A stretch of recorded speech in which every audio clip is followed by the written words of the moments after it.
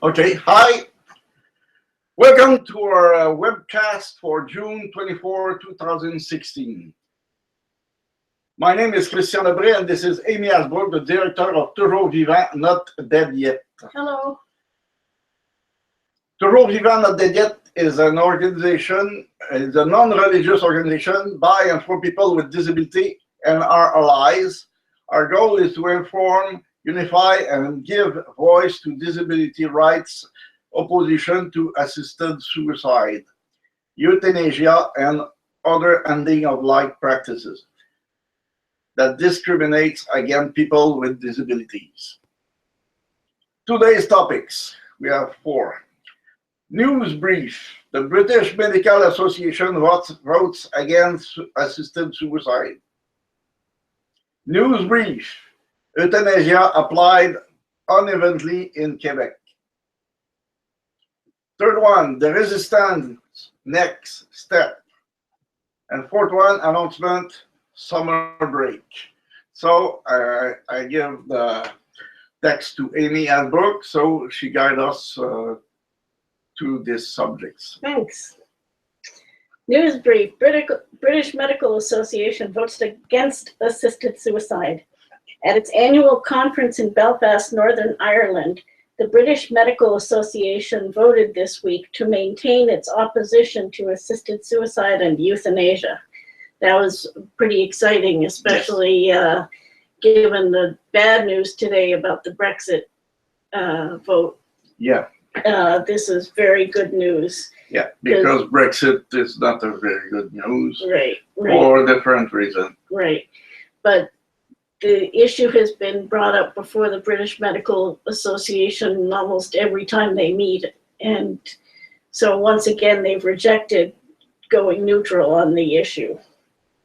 The group, because going neutral, it's very bad. It is the first step to approve it. Right, exactly. The group rejected a motion to take a neutral stance on assisted suicide and euthanasia by a vote of 198 to 115. It was not even close. Right, so that was it was basically a 2-to-1 vote. It's a very strong vote against euthanasia and any kind of assisted killing. Right. The British Medical Association has been under strong pressure from groups such as Dignity in Dying to go neutral. Dignity in Dying stated that the neutral position was a stepping stone to legalizing assisted suicide. Which is true. As the Canadian and Californian medical associations had both abandoned their opposition prior to assisted suicide being legalized in those jurisdictions. And we had fall in this bit. Right, exactly. And going neutral, even though it's supposed to be, neither one side or another, when you take a neutral position, you're abandoning your stance in opposition, and that means that you're essentially taking a position in favor of assisted suicide. Yeah, because you said, in voting neutral, that there is no importance, so do whatever you want. Right, exactly. Right. Our second news brief, euthanasia applied unevenly in Quebec. An article in the Journal de Montréal last week showed that the euthanasia program is being applied unevenly in Quebec. At a hospital in the city of Quebec, every one of 26 requests for euthanasia was granted, whereas elsewhere in the province, some requests were being rejected or withdrawn. At the hospital at the Université de Montréal, 6 of the 12 requests were granted, while 3 people died naturally. 1 person put off the decision, and 2 people were declared ineligible. So in one place we have all of the people being deemed eligible and given euthanasia, and in another place it's half and half. Half are given euthanasia and half either withdraw their request or different reason, right. Normal reason. Right, exactly. So in my book, it's been that in Quebec City, they doesn't do their job properly. Right, exactly, because they're only giving one result, whereas Death. Right. The process is supposed to be an analysis as to whether the person is eligible or not. And it's also supposed to be a conversation with the person about what they want. And if you're having a conversation, then the person has other options besides assisted suicide. So over 26 is kind of impossible that nobody could be rejected. It's Right. obvious that they do kill people on purpose. Right. It really seems very uneven. Feels like something funny is going on if all 26 were accepted. Whereas, Yeah, at least it should be one or two rejected for different reason, or even be dead before the process ending, even if it's short. right, They are at their end of life. right, exactly. 2 articles reporting on this phenomenon seem to suggest that the hospital's failure to accept every request was a problem.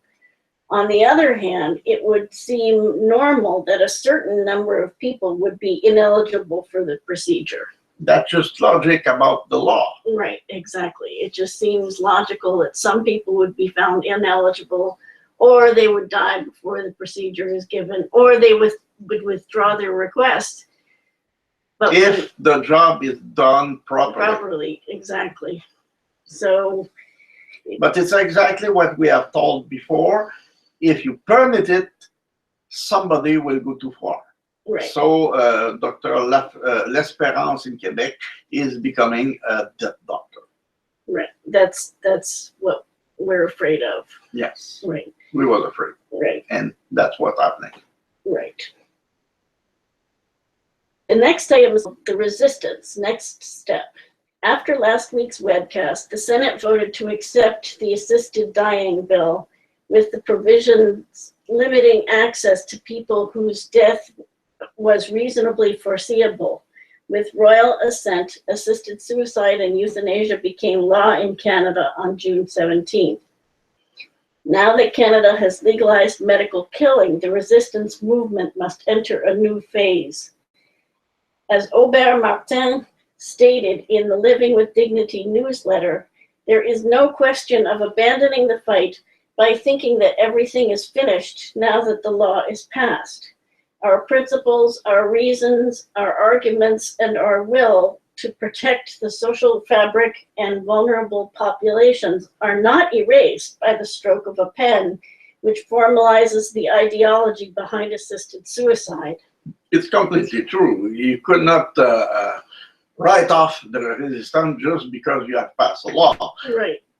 This law was passed because somebody fight for it.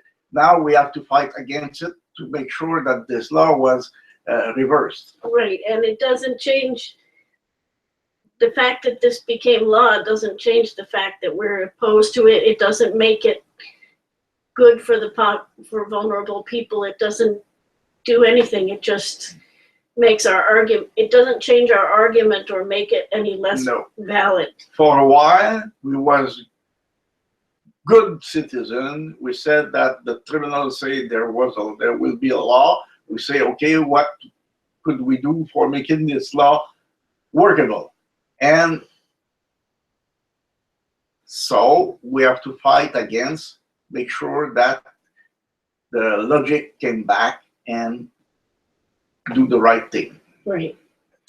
So as such, we must fight against efforts to open eligibility to people with non-terminal disabilities. So that means people with disabilities that aren't at the end of life.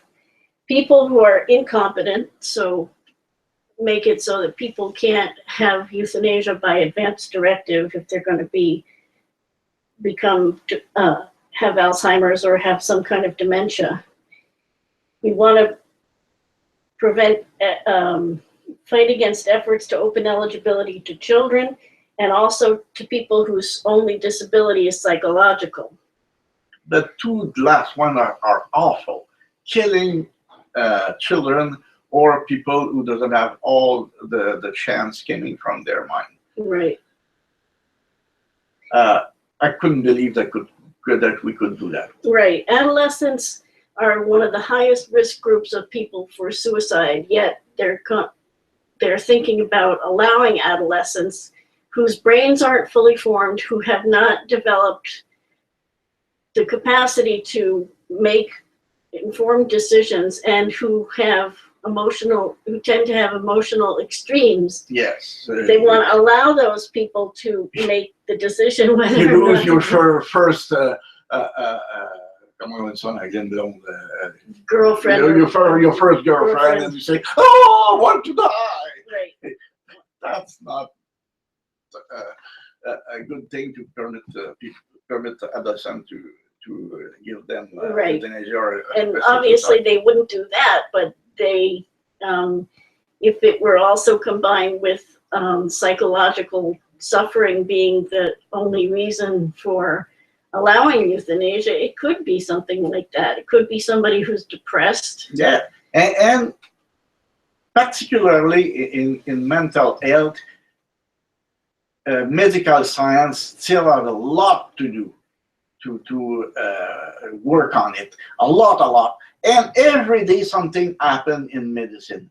If you allow that, maybe you will kill many people for nothing. Right, exactly.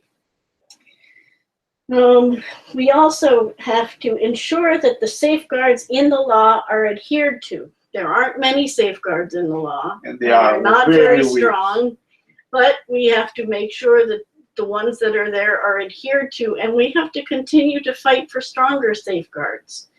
And there are lots of ways that we're going to do that. Yeah, just to be a good citizen. Right. We need to bring to light abuses of individuals and of the system. So if somebody is abused in the law, or the system is abused, like situations where somebody isn't, this has happened in Quebec already, where somebody wasn't at the end of life, so they starved themselves until they were close to death, and then they became eligible for euthanasia.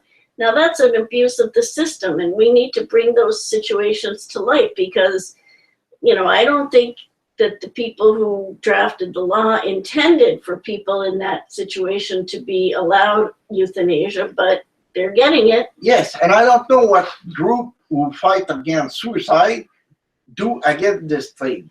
Where are they? They don't do anything, and even in the consultation, they were in favor of suicide, assisted suicide.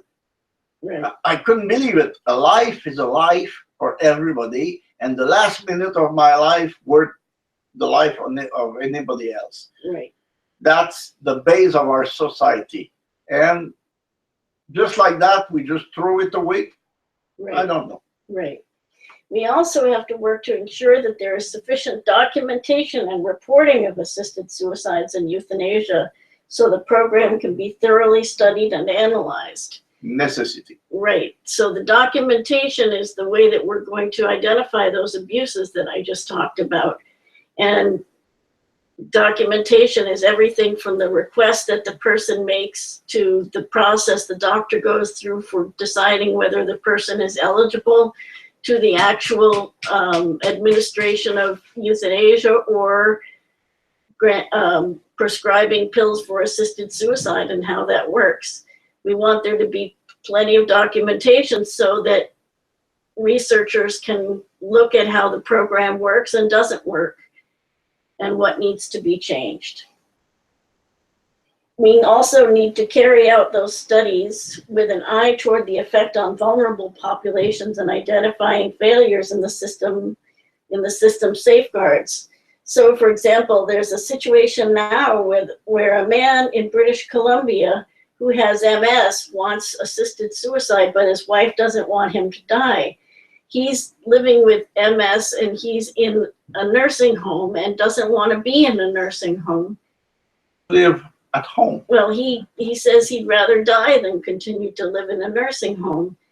And yet this province isn't letting him live isn't providing him the supports he needs to live in his own home. So we could not go back home.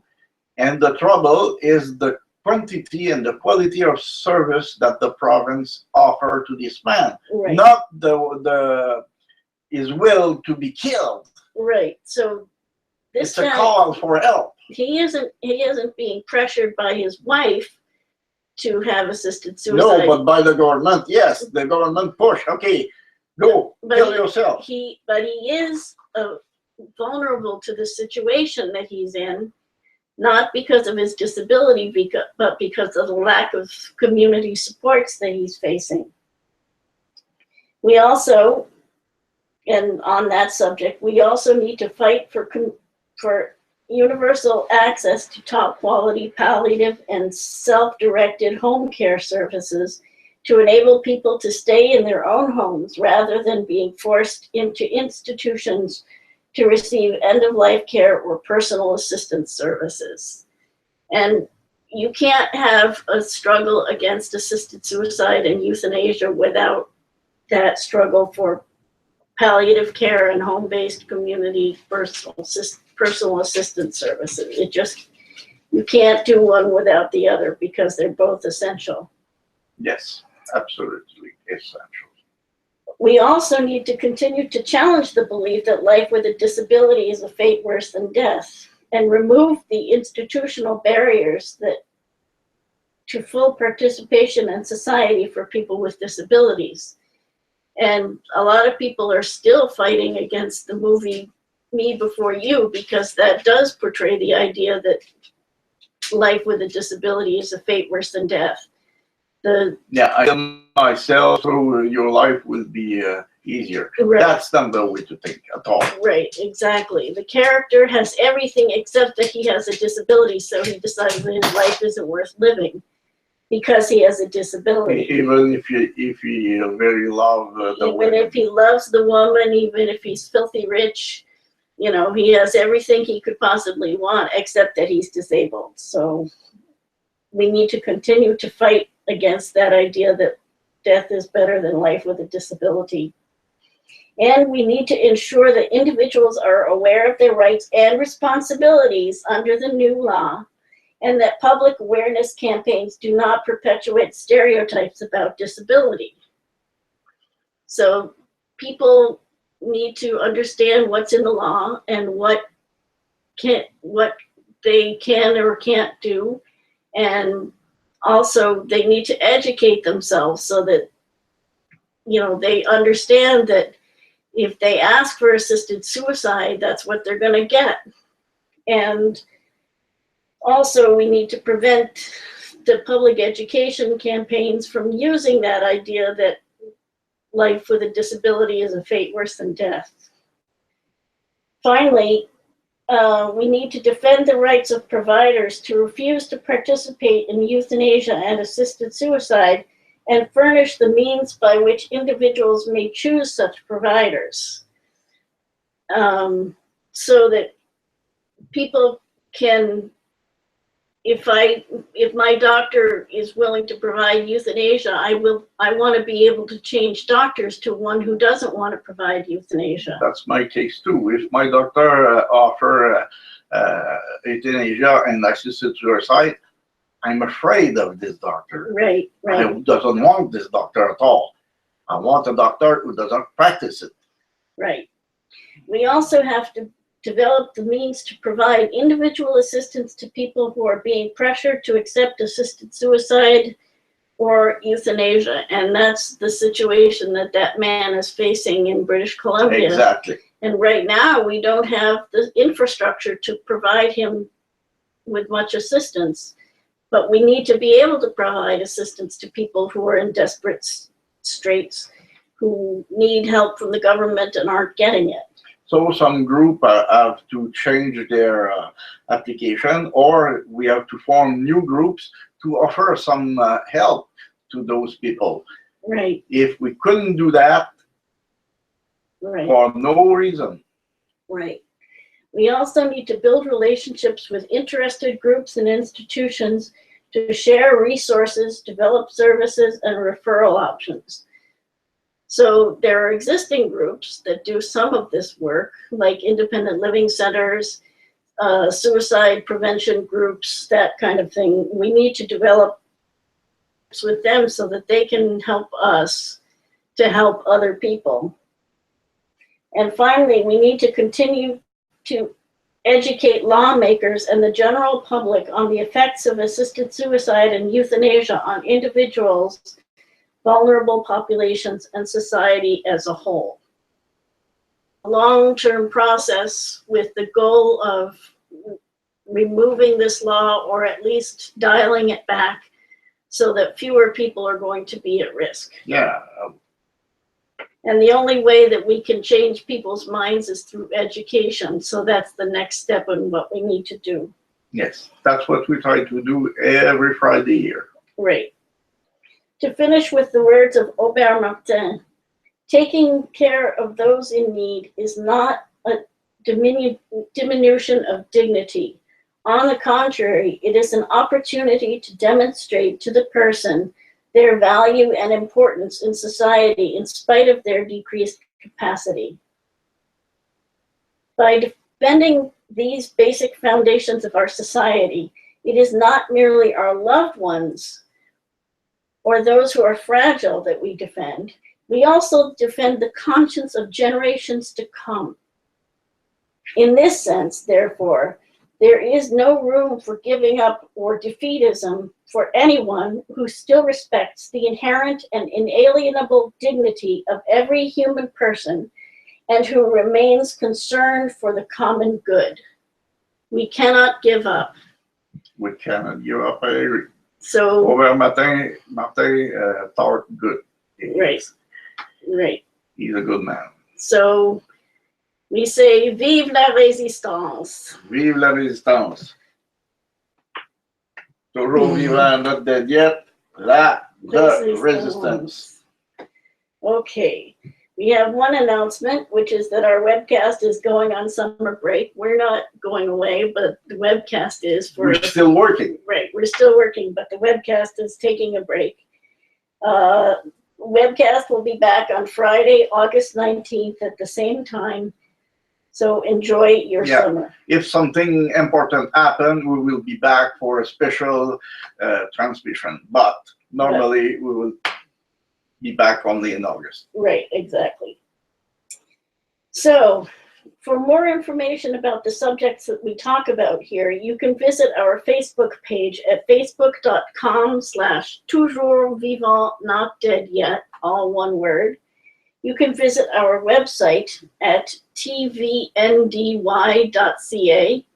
You can email us at info@tv-ndy.ca, or you can follow us on Twitter @TVNDY. Thanks to Christian for helping out. Thank you, Amy. And thanks to all of you for being there. Until next time. Yeah, take care this summer. Have a good summer. Be there in August. Bye. Bye.